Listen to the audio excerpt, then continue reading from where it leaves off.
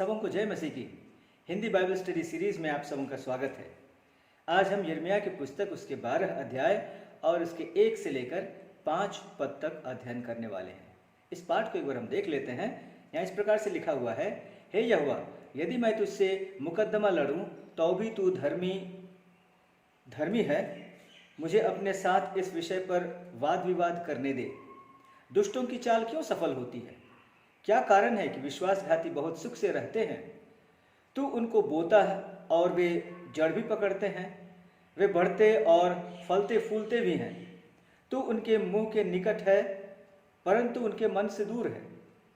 हे यहोवा, तू मुझे जानता है, तू मुझे देखा है और तूने मेरी मन की परीक्षा करके देखा है कि मैं तेरी और किस प्रकार रहता हूँ।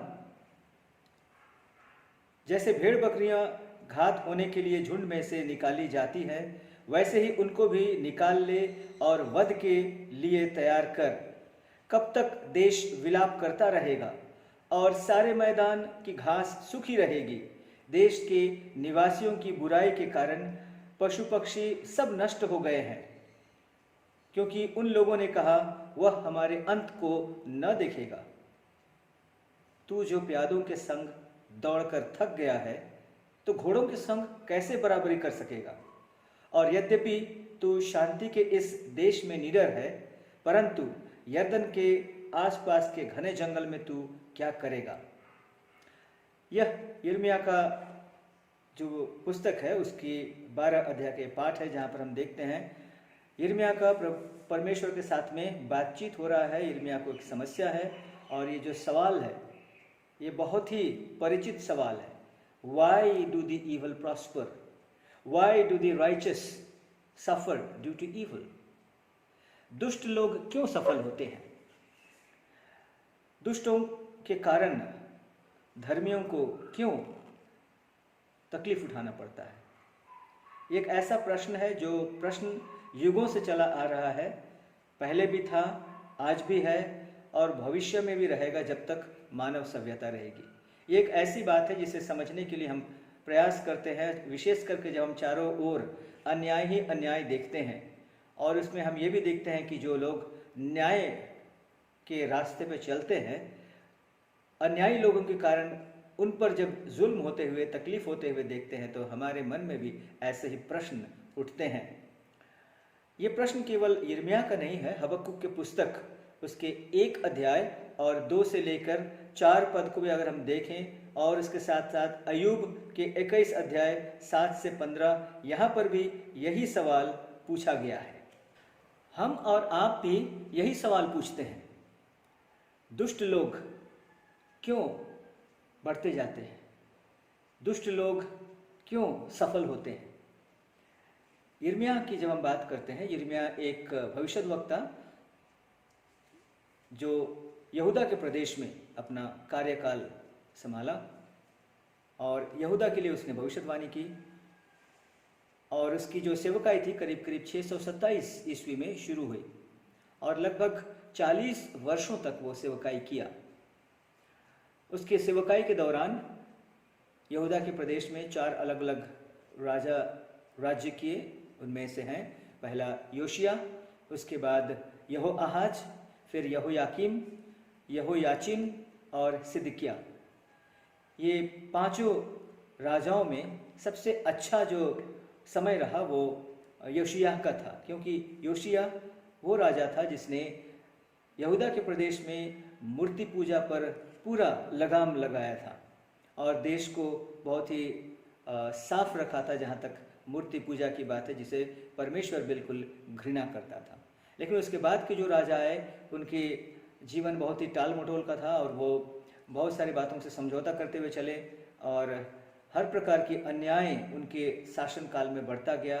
और जिन सारी बातों को देखकर यिर्मयाह इस प्रकार का प्रश्न पूछता है कि अन्याय क्यों बढ़ता है, ये अन्यायी लोग क्यों बढ़ते जाते हैं, इन पर न्याय कब होगा?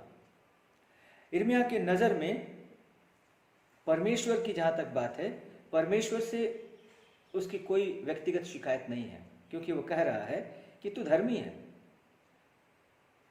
ऐसा हम कह सकते हैं कि यिर्मयाह कहता है कि मुझे मालूम है तू धर्मी है, तेरी धार्मिकता के विषय में मेरा मेरा कोई भी जरा सा भी मन में शंका नहीं है।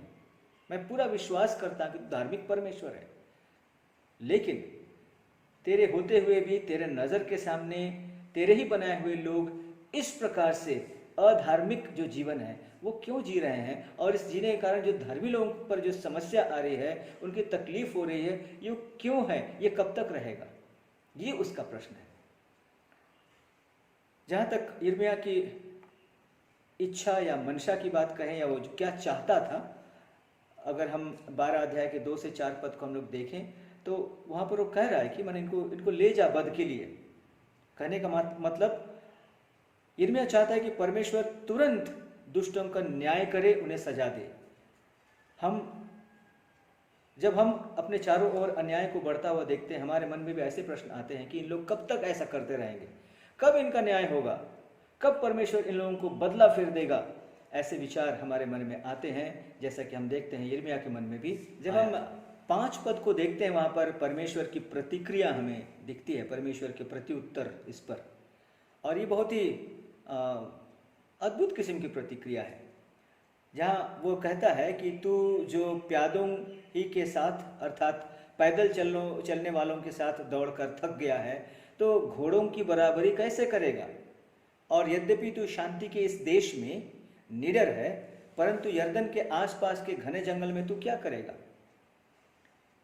दूसरे शब्दों में हम अगर कहें तो परमेश्वर कह रहा है कि समस्या और भी विकट होने वाली है।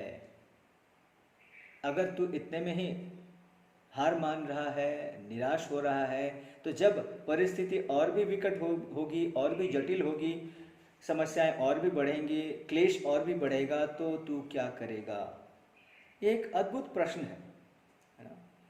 और जब हम यिर्मयाह की बात को सोचते हैं, उसके प्रश्न को देखते हैं, हाँ उसके प्रश्न में एक अभियोग कहें या कंप्लेन है, वो जो देख रहा है उस बारे में, लेकिन उसके साथ साथ उसकी जो मानसिक स्थिति है उस पर भी कुछ दबाव पड़ता हुआ नजर आ रहा है।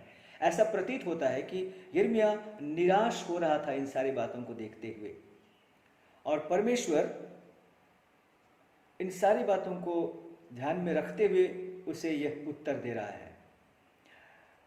यशायाह की पुस्तक उसके 55 अध्याय के 8 पद को जब हम देखते हैं, वहाँ पर इस प्रकार से लिखा हुआ है, क्योंकि यहोवा कहता है, मेरे विचार और तुम्हारे विचार एक समान नहीं है, न ही तुम्हारा मार्ग और मेरा मार्ग एक जैसा है।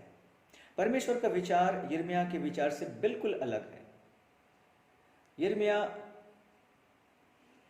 उन समस्याओं को देख रहा है, लेकिन परमेश्वर कुछ और बातों को भी देख रहा है। जब इन सारी बातों को हम देखते हैं, सोचते हैं, तो हमारे मन में विचार आता है कि जब हम परमेश्वर की सेवकाई कर रहे हैं या परमेश्वर के लिए एक अच्छी जीवन जीने की चाह रखते हुए आगे बढ़ रहे हैं, और हम देखते हैं कि हमारे ऊपर समस्याएं आती हैं, हमें बहुत कष्टों का सामना करना पड़ता है, लेकिन दुष्ट जो लोग हैं, दुष्टताई के जो मार्ग चुने हुए हैं, उन्हें कोई समस्या नहीं आती है। तो ये सारी बातों को लेकर हमारे मन में भी ऐसे ही प्रश्न, इसी प्रकार के कुछ बातें उठती है, और बहुत समय हम निराश भी अनुभव करते हैं। तो इन सारी बातों को ध्यान में रखते हुए एक बात हम यहाँ पर कह सकते हैं, जब हम परमेश्वर की साथ चलने की बात कहते हैं, उसके पीछे चलने की बात कहते हैं, उसके चेला होने की बात कहते हैं, या फिर उसकी सेवकाई की करने की बात कहते हैं, तो इसमें सबसे पहली जो बात है, परमेश्वर की सेवा का जीवन जो है, यह एक आसान बात नहीं है, यह एक दौड़ के समान है जिसमें परिश्रम करना पड़ता है। और दूसरी बात यह है कि परमेश्वर का जो भी सेवक है, परमेश्वर के साथ जो भी चल रहे हैं, उन्हें परमेश्वर के पीड़ा को अनुभव करने की आवश्यकता है। परमेश्वर की पीड़ा को अनुभव करने के लिए, समझने के लिए ये जरूरी है कि परमेश्वर को सेवक या परमेश्वर के लिए जीने वाले लोग घोड़ों के साथ दौड़ना सीखें। इसीलिए परमेश्वर कहता है कि तू अगर मनुष्यों के साथ दौड़कर थक गया तो घोड़ों के साथ कैसे दौड़ेगा। जब तुझे मेरी पीड़ा की स्थिति का पता चलेगा तो तू कैसे इसे सहन कर पाएगा।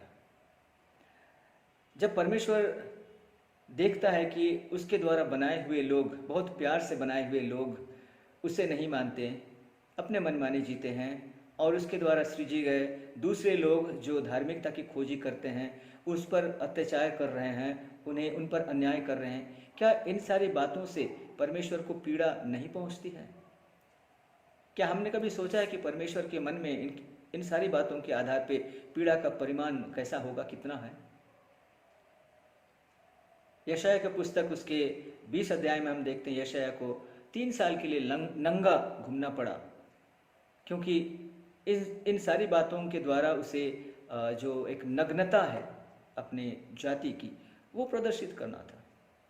ये सारी चीज़ें परमेश्वर को दुखी करती है, और जो परमेश्वर का सेवक होता है वो उस दुख में जब संभागी होता है, उसके लिए जीवन बहुत ही कठिन होता है, चुनौती से भरा होता है, और इसीलिए घोड़ों के साथ दौड़ने की आवश्यकता होती है।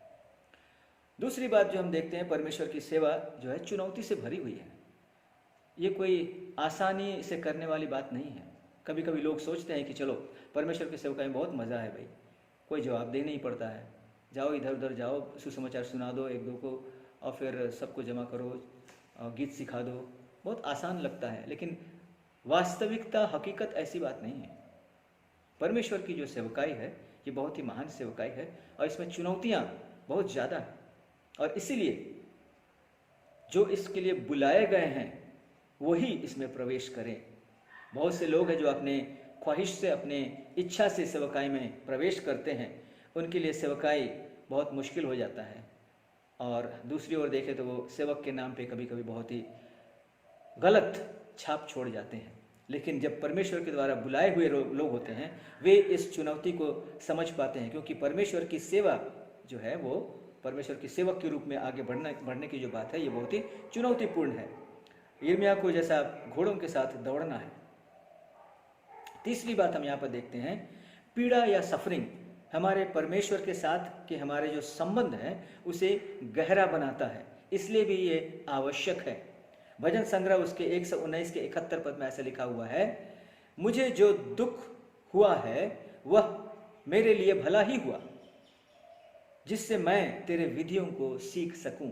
भजन का लेखक इस बात को कहता है कि ये जो पीड़ा हुई, मेरे पर तकलीफ हुई, ये मेरे लिए भला हुआ, क्योंकि इसके द्वारा मैं तेरे नियमों को सीख सकूं। पीड़ा या सफरिंग हमें परमेश्वर के साथ अपने संबंध को गहरे करने में, उसके बातों को समझने में सहायक होता है।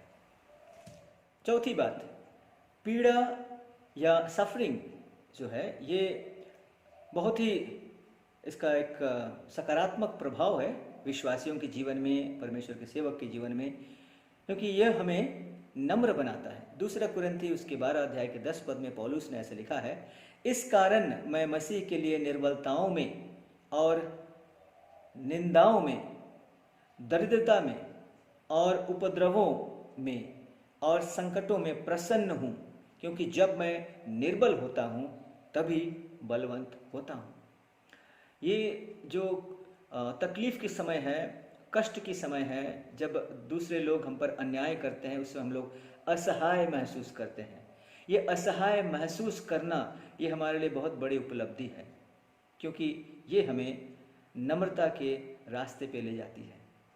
ये हमें उन सारे गुणों से भरता है जो परमेश्वर के सेवकाई के लिए एक सेवक में होने की आवश्यकता है, और तब हम सचमुच परमेश्वर के लिए एक बहुत ही योग्य साधन के रूप में तैयार होते हैं, जिसे परमेश्वर इस्तेमाल कर सकता है।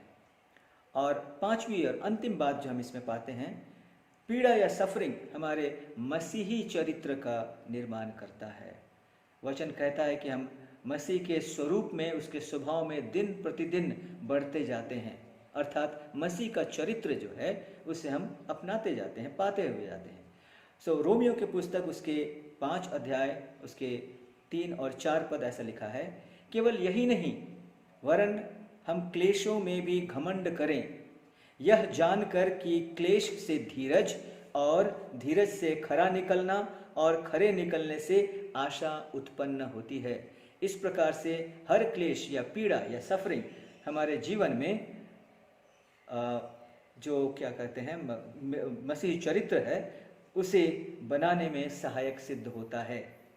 और हम परमेश्वर से यही प्रार्थना करें कि हमें सहायता करें, ताकि प्रत्येक दिन के जीवन में जो भी समस्याओं का हम सामना करते हैं, जो भी पीड़ाओं का सामना करते हैं, जो भी अन्याय हम सहते हैं, इन सारी बातों से दुखी या निराश होने के बजाय इस द्वारा परमेश्वर की इच्छा क्या है उसे हम जान पाएं और उसके चरित्र में, उसके स्वभाव में हम बढ़ते जाएं, ताकि हमारा जीवन उसके राज्य के लिए, उसके काम के लिए बहुत ही उपयोगी साबित होने पाए। आप सब हमको प्रभु बहुत आयत से आशीष दे।